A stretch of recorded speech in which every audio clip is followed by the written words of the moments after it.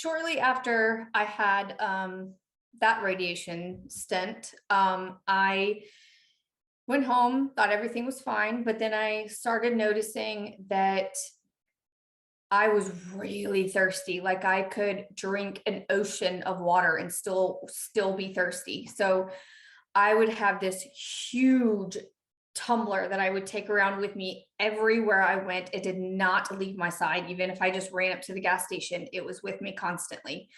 And I was always refilling it, and I just couldn't get enough to quench my thirst. Nothing would quench it. So it was just constant. I was up going to the bathroom like probably 8 to 10 times a night and couldn't sleep. And that's actually how I brought it up to my doctors, is because, they always tell you that sleep is important, especially for cancer patients. It's really important to have a good night's sleep. And that's how it came up, as I told them I wasn't sleeping well, and they said, why? And I said, because I've got this thing, I'm just really thirsty. And I think it's kind of important to note that I just had gone to the Outer Banks, which is the East Coast here, and spent 7 days on the beach. And so I thought for sure my thirst was just coming from drinking under the sun for 7 days, that kind of thing.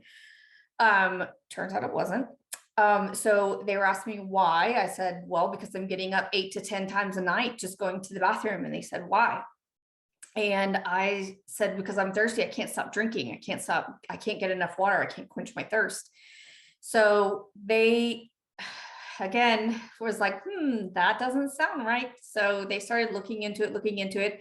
And while doctors being doctors and knowing what they know, they knew, I guess, that somehow that kind of came from the pituitary gland.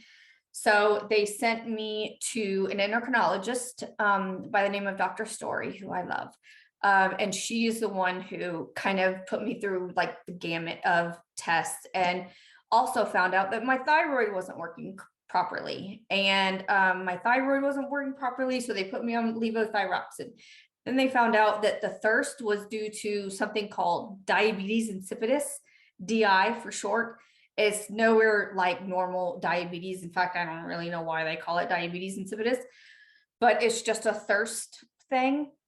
And so they put me on this DI spray that was, to me, it was amazing, because all I did was, for the first time, I got the spray, the nasal spray, sprayed it.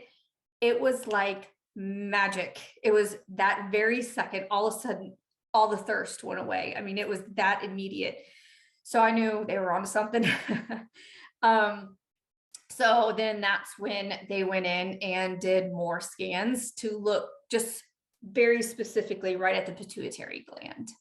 They had me on, of course, the DI spray and levothyroxine, but that was just to kind of manage the symptoms of it. So they really wanted to get to the root of the problem. And they, like I said, there was that little one over here in the right temporal lobe, and your pituitary gland is like right between your eyes, but like they could meet essentially. And because this one sits so close to like the back of my eye, the orbital area, which is right where the pituitary gland is, they were thinking that maybe it diseased the pituitary gland. So they went in and just specifically did radiation to the pituitary gland, which is where this girl comes in. So she is the one who started off my pituitary gland radiation stent. So there's that.